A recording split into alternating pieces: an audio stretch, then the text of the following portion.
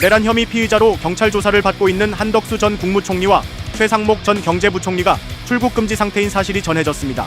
경찰은 이달 중순쯤 두 인사에 대해 출국 금지 조치를 취한 것으로 알려졌습니다. 앞서 이상민 전 행정안전부 장관도 같은 혐의로 지난해 12월 출국 금지 조치된 바 있습니다. 경찰 비상계엄 특별수사단은 어제 한 전 총리와 최 전 부총리 등을 소환해 10시간 안팎 조사하기도 했습니다. 경찰은 최근 경호처로부터 확보한 대통령실 국무회의장 CCTV를 분석한 결과 비상계엄 당시 상황에 대해 이들이 허위 진술을 했을 가능성이 있다고 판단한 것으로 알려졌습니다. 한덕수와 최상목 두 전직 대통령 권한대행에 대한 출국 금지 조치에 이어 소환 조사까지 진행되는 등 수사가 급물살을 타면서 어떤 방향으로 흘러갈지 주목되고 있습니다. 경찰 특별수사단이 최근 12.3 비상계엄 선포 이후 처음으로 대통령실 CCTV를 확보했습니다. CCTV엔 계엄 선포 당일인 12월 3일 저녁 6시부터 다음 날까지 대통령 집무실 복도와 대접견실 상황이 담겼습니다.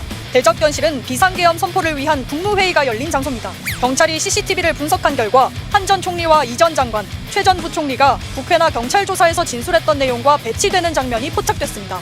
경찰은 어떤 내용이 다른지는 밝힐 수 없다면서도 계엄 선포 국무회의와 관련해 전반적으로 진술이 배치된다고 설명했습니다. 경찰은 세 사람을 내란 혐의 피의자로 불러 다시 조사했습니다. 한덕수 전 총리는 계엄 선포 당일 저녁 8시 40분에 대통령실에 도착한 뒤 계엄 선포 계획을 들었고 계엄을 막기 위해 윤 전 대통령에게 국무회의 소집을 건의했다고 말해왔습니다.